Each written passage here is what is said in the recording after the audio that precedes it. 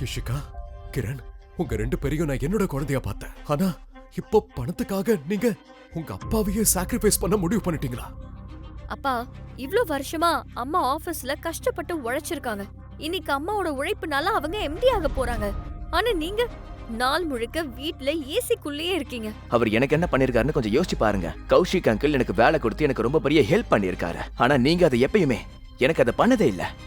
அப்புறம் ஏன் கல்யாணத்துக்கான பிளாட், அதுக்கான டவுன் பேமெண்ட் கூட கௌஷிக் அங்கிள் தான் கொடுத்தாரு. இதுக்கப்புறம் உங்களுக்கு கொஞ்சமாவது மானம் இருந்தா ப்ளீஸ் அம்மாவை கௌஷிக் அங்கிள் கூடவே இருக்க விடுங்கப்பா.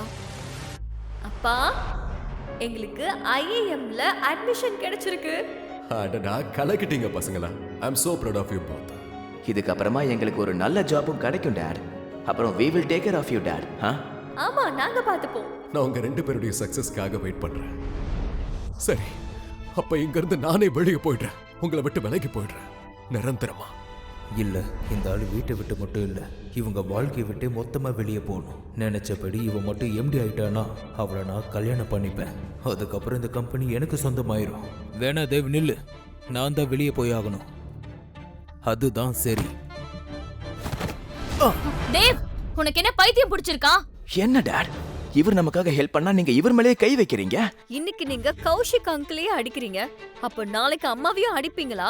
அம்மா, இவருக்கு நீங்க இப்பவே டிவோர்ஸ் கொடுங்க. ஆனா இவன் மேல என் கை கூட படல.